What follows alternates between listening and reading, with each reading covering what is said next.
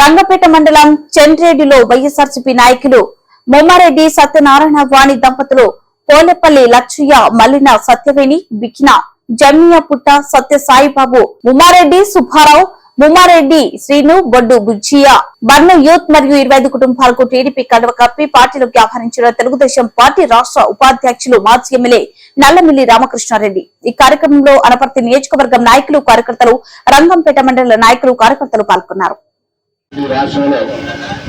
ప్రభుత్వాన్ని ఏర్పాటు చేస్తే మనం నిలబడడానికి కూడా స్థలం ఇవాళ ఉన్న పరిస్థితి వస్తుంది. ఆ విధంగా మన ఆస్తులు కూడా తన స్వాధీనం చేసుకుని ఇవాళ రాష్ట్రంలో ఒక రాక్షస పరిపాలన వస్తే మనం రెండు విషయాలు చెల్లించాలి. ఒకటి బానిసగా బ్రతకడం, లేదా రాష్ట్రం విడిచిపెట్టి వెళ్ళిపోవడం. ఈ రెండిట్లో తప్పించి మరొక మార్గం ఉన్న పరిస్థితి జగన్మోహన్ రెడ్డి సృష్టిస్తాడు. అందుకోసం మనందరం ఇవాళ పోరాడాలి, ఒక సైనికుల మాదిరిగా పోరాడాలి. ఈ రాష్ట్రంలో జగన్మోహన్ రెడ్డిని ఒక సైకోని తరిమి కొట్టడం కోసం మనందరం ఉద్యుక్తులు కావాలి. మీరే అభ్యర్థుల మాదిరిగా, నేను అభ్యర్థినైనా మీరే అభ్యర్థుల మాదిరిగా ఇవాళ పోరాటం చేసి జగన్మోహన్ రెడ్డిని తరిమి కొట్టాలని ఈ సందర్భంగా మీ అందరికీ తెలియజేసుకుంటూ, ఇవాళ రైతుల ఇబ్బందుల్లో ఉన్నారు, వ్యవసాయ కూలీల ఇబ్బందుల్లో ఉన్నారు, ఉద్యోగుల ఇబ్బందుల్లో ఉన్నారు, కార్మికుల ఇబ్బందుల్లో ఉన్నారు, అదేవిధంగా వ్యాపారస్తుల ఇబ్బందుల్లో ఉన్నారు.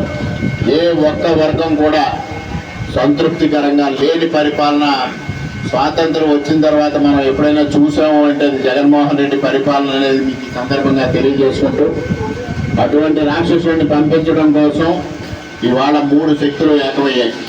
Telugu Desam party, Janasena, Bharatiya Janata party. ఇవాళ భారతీయ జనతా పార్టీతో కూడా ఎందుకు మైత్రి వెళ్లాల్సి వచ్చింది అనేది చంద్రబాబు నాయుడు గారు చాలా స్పష్టంగా చెప్పారు. ఇవాళ పూర్తిగా ఈ రాష్ట్రాన్ని అప్పుల ఊపిలో నెట్టేయడం జరిగింది. ఇవాళ పరిపాలన ఏ విధంగా సాగించాలో తెలియని పరిస్థితి తీసుకొచ్చారు. ఇవాళ కేంద్రం యొక్క సహకారం మనకు ఎంతైనా అవసరం ఉంది. అటువంటి నేపథ్యంలో ఈరోజు మనం రేపు సజావుగా పరిపాలన సాగించాలి, ఈ రాష్ట్రాన్ని అభివృద్ధి పదంలో నడిపించాలి, సంక్షేమం అందజేయాలి అంటే తప్పనిసరిగా కేంద్ర ప్రభుత్వ సహకారం కూడా మనకు అవసరం. కాబట్టి ఈవేళ మనం భారతీయ జనతా పార్టీతో కూడా ముందుకు వెళ్ళడం జరిగింది.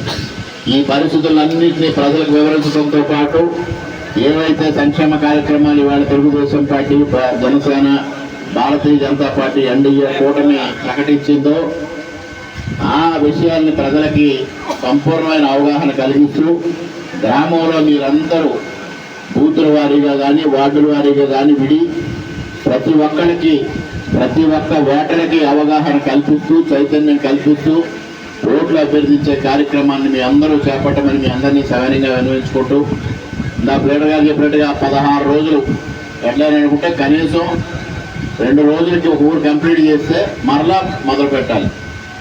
అంటే ఓటర్కి బాబోయ్ వీళ్ళు వస్తున్నారు, వీళ్ళ మాట విని మనం ఓటేద్దాం అనుకునే విధంగా విసుగు తెప్పించైనా మీరు ఓటు ఇచ్చే విధంగా మీ అందరూ చర్యలు తీసుకోవాలి.